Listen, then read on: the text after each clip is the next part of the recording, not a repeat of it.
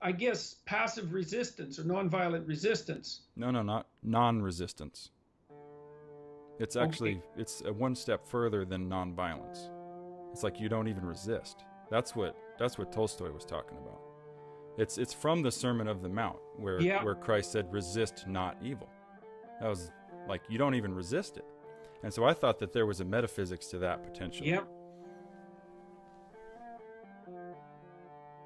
Well, then I would say that you've asked me a question that I can't answer. I mean, I guess that would be in the same line as turn the other cheek. Now that's a In a little bit way, it's more, actually yeah, yeah. There's some it's more nuance there, I complex. think. There is, because Mm-hmm. turn the other cheek means don't participate in an escalating cycle of violence. And that's reasonable, man. Mm-hmm. That if you can do that. Resist not evil. You know, when I go into the Sermon on the Mount, I go into all the individual lines and look up multiple translations and multiple interpretations and try to, and sometimes that's extremely interesting. Like, for example, Oh yeah. when I just, there's a line in the New Testament that's, the meek shall inherit the earth. That's not the right translation. Oh really? That is not what that means.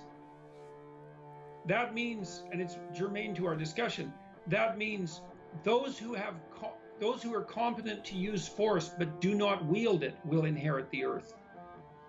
That is a whole different issue.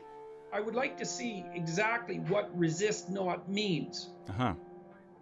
because my suspicions are that the devil's in the details, but it's definitely a sufficiently jarring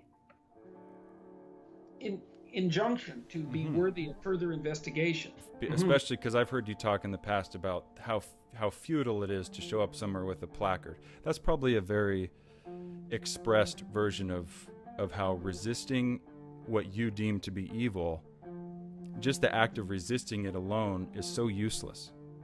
Uh-huh. It's a waste of energy. Right. Like Well, actual energy. that's a very interesting take on that. So that's why I think Yeah, but that's interesting, because I've been thinking about continuing my, whatever you might describe it as, struggle, let's say, with the forces that are corrupting the university. I thought for a long time of, in terms of war metaphors with regards to that. And then over the summer, when I got a bit of a break and was able to think more clearly, or begin to think more clearly about whatever it is I might be doing, I realized that my primary role on YouTube, and perhaps publicly, is not the leader of a war against the social justice warriors. It's more like, oh, thank God. Encouragement and education. Yes. With that as a side effect, let's say, and maybe Yes. even a concern. But if it's a war, then it's the wrong approach. You're Well, I guess maybe you also dignify your enemy with a war. You actually encode their power. Right. Resistance as a waste of time.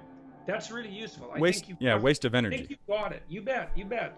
Well, it has all those aspects we discussed. It has the glorification of the enemy as well. Yes. Because it might be far more effective to say, that whole thing is dead, here's a different way.